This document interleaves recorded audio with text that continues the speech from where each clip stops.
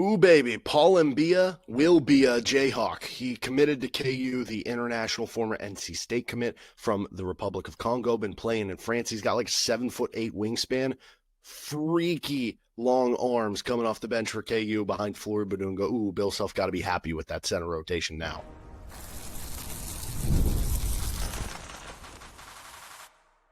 You are Locked On Jayhawks, your daily podcast on the Kansas Jayhawks. Part of the Locked On Podcast Network, your team every day.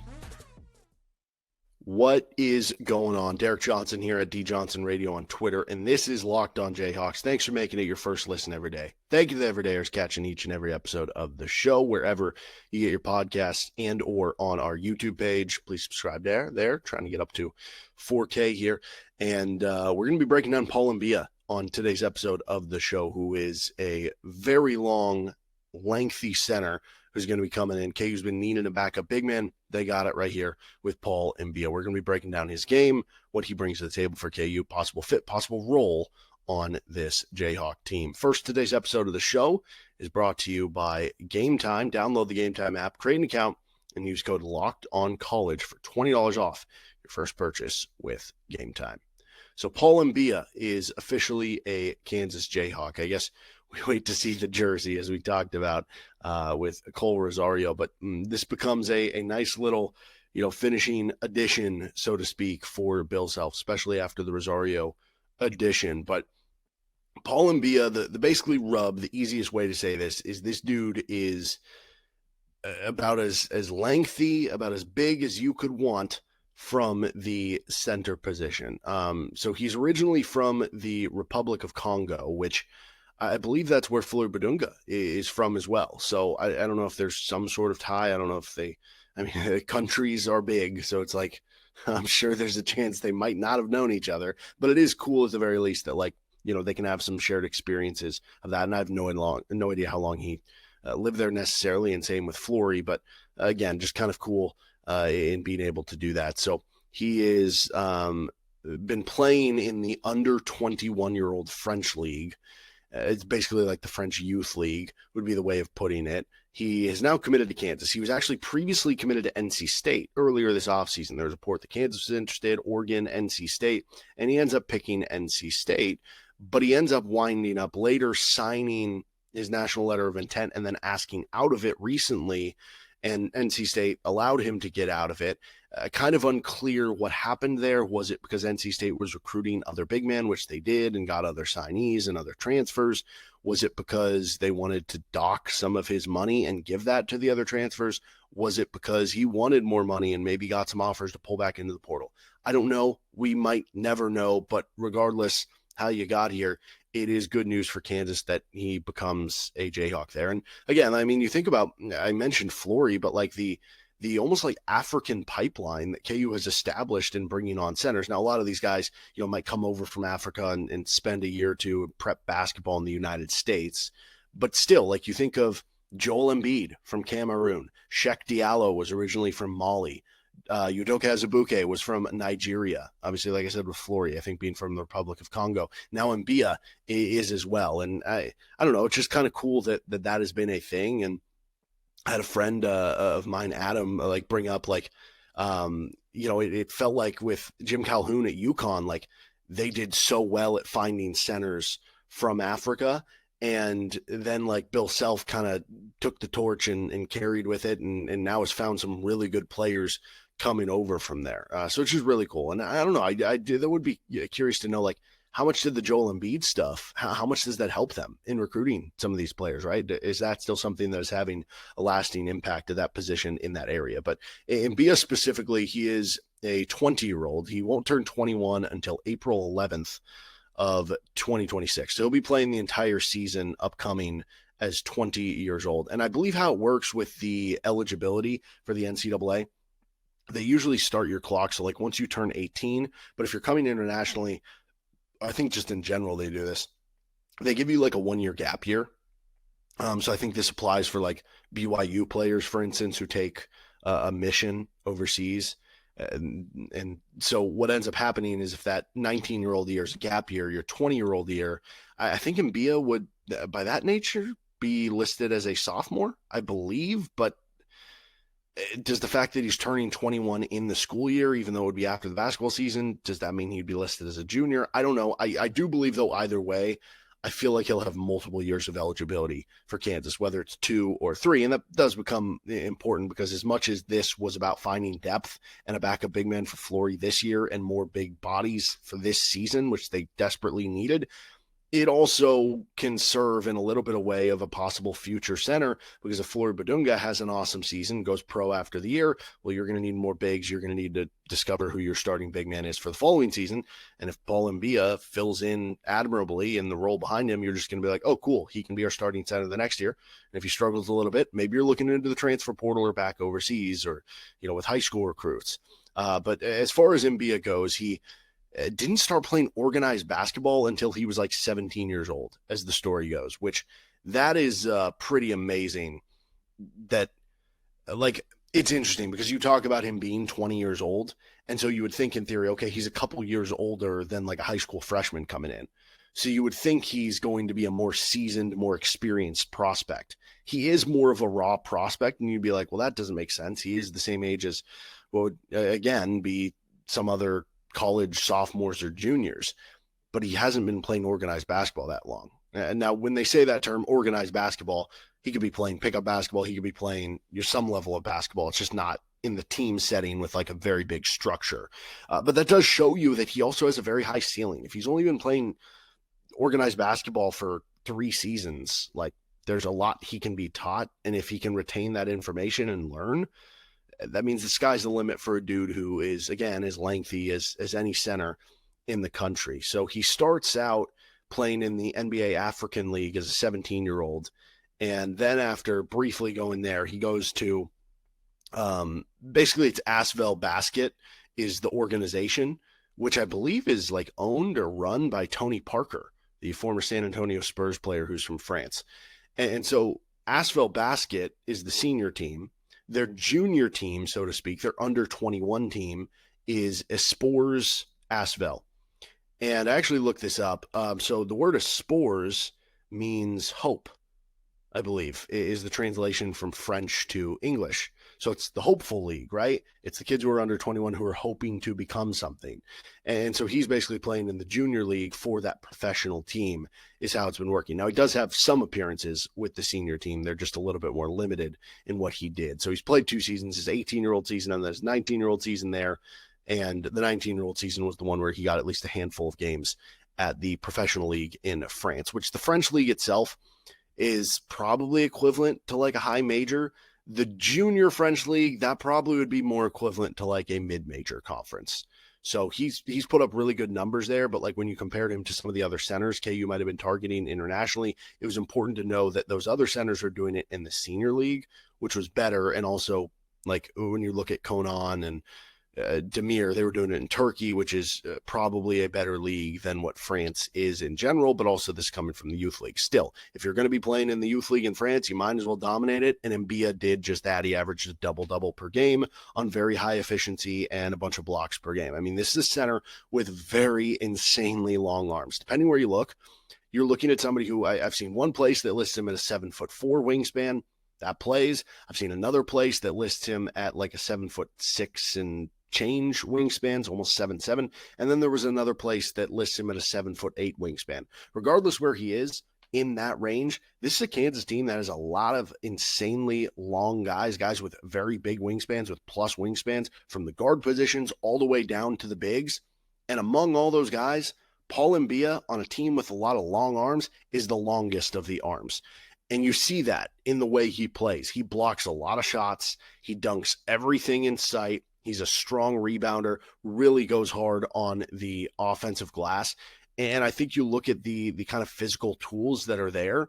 Again, knowing a guy that has only played organized basketball for like 3 years, while that does mean the learning curve is going to be a little bit more, it also means the potential is there for this kid to become something really special. And the beauty of it is that he's going to come into a backup role to Flory Bidunga where he doesn't have to know everything right away. In a backup center role, it might just be enough for him to play the simple game of grab ball, dunk ball. Like those three things, that can be enough to get you 10 to 15 really good minutes of backup center ball per game. And honestly, for as much as a raw prospect, so to speak, as he does have a little bit more post-up game on some of the film and the highlights than you might think for somebody who kind of has that billing. So really love this addition for KU to kind of round out their roster here. Let's continue on with more of the scouting report and then how exactly he does fit with KU. Our episode of the show today is brought to you by Game Time. Have you ever decided at the last minute to head to a ball game with friends or family? Maybe it's game day, and you suddenly realize you want to be in the stands. That's exactly where Game Time comes in. It's the easiest way to grab last-minute tickets without the stress. With the money you save on tickets, you can splurge on food, drinks, merch, or even invite a bigger group to come with you. Game Time makes it possible. Game Time makes buying tickets fast and simple. Prices on the app actually drop the closer you get to first pitch, and they've got incredible last-minute deals, clear seat views, and the lowest price guaranteed that takes the worry out of buying tickets. Obviously, we know, or at least I hope you know, that Kansas City Royals do dollar dogs on Tuesday night. So like here we can look ahead to Cole Reagan's bobblehead night on July 8th versus the Pittsburgh Pirates. And I would imagine that would also be a dollar hot dog night for the Royals as well. Let's see. How close can we get to home plate? Who knows? Maybe Paul Skeens will be pitching. That'd be pretty cool. I don't know if he will be or not. But regardless, you can get Diamond Club seats, section 129, row H.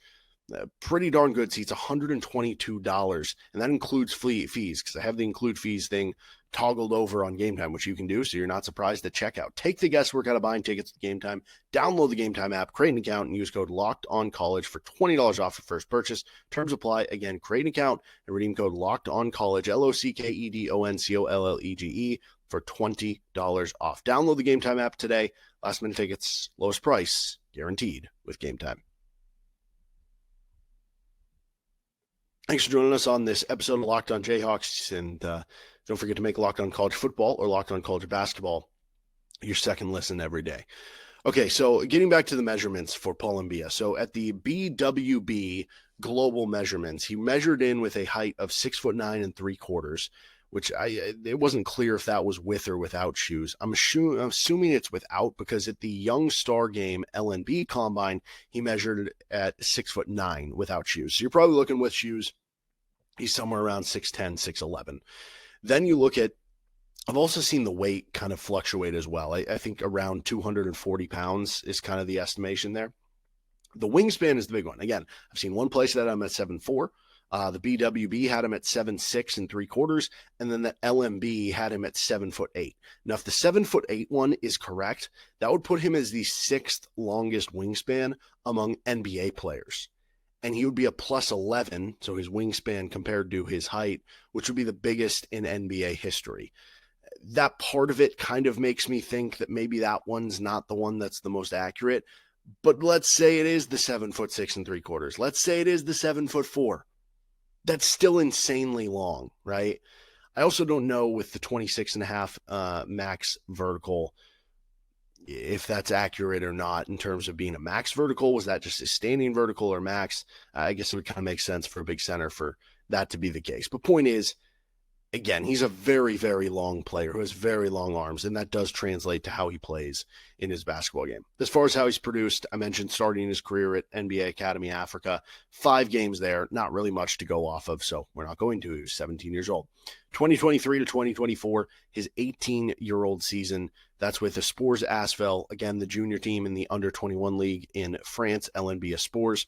Plays 15 games, 19 minutes per game, 11 points, 9 rebounds, 1.3 blocks, 1.1 steals, all very good numbers, and did it on 68% from the floor, only 50% from the free throw line, so probably not the best free throw shooter, but that was his 18-year-old seasons. Now, he progresses up to his 19-year-old season, in which between the combination of playing for the junior team, which he played 23 games with 20 starts for a Spurs Asvel, again, the under 21 league team for France. And then he also plays 11 games with the senior team, 6 in the EuroLeague, 4 in their actual league, and then 1 in whatever FBC is that I think, the French Basketball Cup. So like how they do it in Europe is they have regular season, they have like a tournament, like the in-season tournament, like they do in the NBA. And they also have like EuroLeague where you're playing teams from other countries. It's kind of complicated, but if you know European soccer, it's kind of similar to that. So anyway, 34 games combined between the two. I guess I should divvy this out and how he did at each.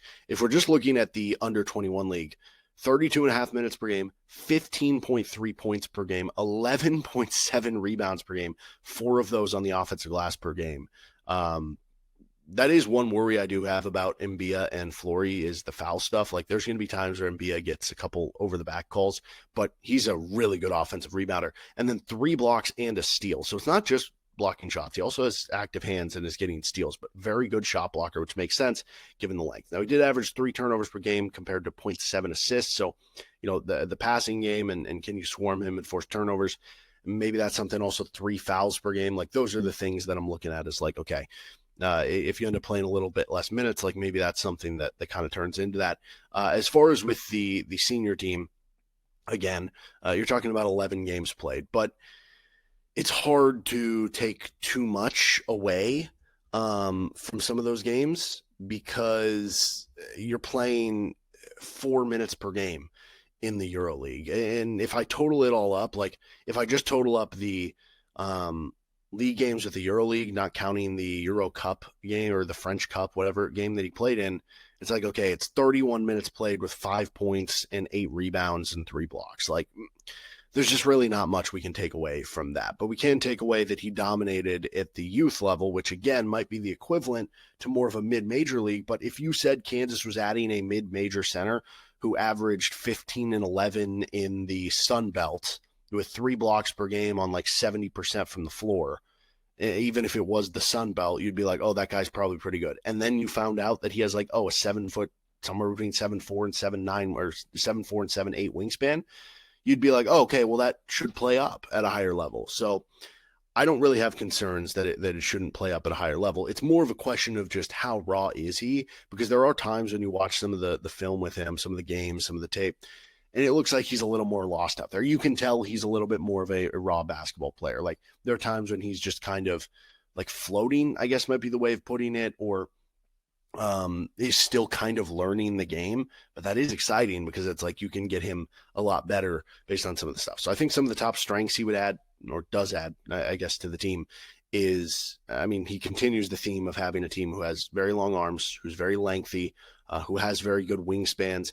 He continues to make this a really good shot blocking team. If they do run any 2 big lineups out there with Flory and him, I mean, good luck to anybody trying to score inside at that point in time. He adds even more rebounding to this team. He adds more depth to big man spot. He adds more efficiency on the offensive end. I do think he adds a little bit of post-up scoring. There is a little bit there. I'm not saying he's even David McCormick as a post-up scorer, but I think there's a chance he might even have more post-up scoring than Flory. We'll see what Flory progresses and works on from last year. So that's kind of an unknown, but at least there is a little bit something there. And so you look at having another rim running threat, another lob threat, another dunking threat. KU's going to get a ton of dunks from their center position, and that'll be fun to work with pick and rolls with Darren Peterson and Marco Jackson and Melvin Council and these guards who can really get downhill with their athleticism and their prowess. That makes them a good fit. Now, what he's not going to add to the team, he's not a shooter. He's not somebody who's going to stretch the floor. Even though there is a little bit of the post game there, it's not necessarily somebody that I'm expecting is going to get like 5 post-up touches per game. I don't really expect that. And again, he is a little bit raw to where there could be foul troubles at time. There could be, times where maybe he makes a mental lapse, not knowing where to be because he is a more raw basketball player. But overall, this is an awesome get for KU and not a lot of other teams. Like Florida last year, you think of having Chinyelu off the bench who had like a 7'9" wingspan. And he was just a guy who was kind of a brute force guy that could throw in for some fouls, would be a good rim protector and rebound the basketball. I think there's no reason Mbiya couldn't at least be that of what Chinyelu was for Florida last year, except I think, maybe the floor is a little bit higher because what Chinyelu did, but maybe you could argue the ceiling is even higher for Mbiya based on the offensive end compared to what Chinyelu did at Florida. And that was, again, good enough to be a key role player on a national championship team. So how exactly does he fit in? What's the projected role, ceiling, floor, all that stuff next? This is Locked On Jayhawks. Thanks for joining us on the show. Don't forget to check out our Cole Rosario commitment video as well here on YouTube or anywhere you get your podcasts with Locked On Jayhawks. So Paul Mbiya is the latest Jayhawk. Let's talk floor, ceiling, possible role for him. So let's start with the ceiling. Let's start with the fun stuff here.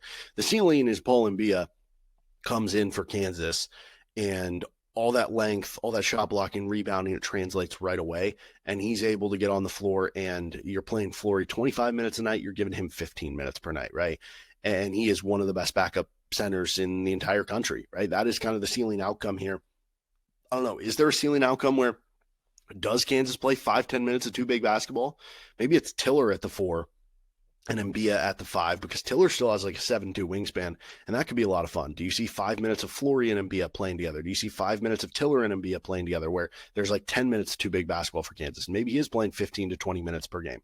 The floor outcome of the worst case scenario is that he just is a little bit too raw and maybe does struggle at times with over fouling or not knowing where his assignment is. And then at that point, maybe it's closer to being 8 to 10. I mean, there's just not a lot of bigs on this roster, so it's hard to be like, oh, he just would be a spot player. Probably 8 to 10 minutes per game at that point, and then maybe Flory's giving you 25 to 28 minutes per game, and then you fill out whatever 2, 4, 5 minutes you have left with Tiller at the 5, right? Like that's kind of the floor outcome that I see here. I think the medium outcome is he's probably playing like 12 minutes per game. He's giving you some good rebounding and block numbers. There's some moments and some games where he's really good. And then there's some other games where it's like, oh, he picked up 2,000 a minute and he only ended up playing 4 minutes that game.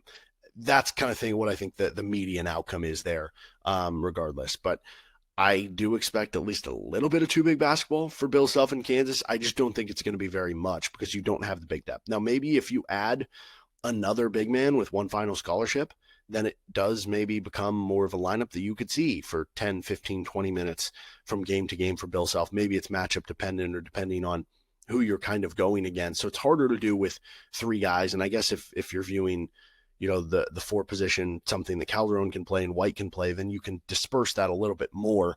But if we're talking about between Mbiya, Tiller, and Flory, how often will those 3, will 2 of them play together? My guess right now, probably 5 to 8 minutes, right? And maybe that it kind of depends, like how the other guys around, like is Cole Rosario part of the rotation, and is he shooting well? Is Elmarco Jackson shooting well? Is Darren Peterson shooting well? Is Jaden Dawson a big part of the rotation where you can get away with the spacing from the guards despite playing 2 bigs? But like I think of the Houston matchup where they play 2 bigs, or at least they did this past season. I don't know how the lineup will look this year.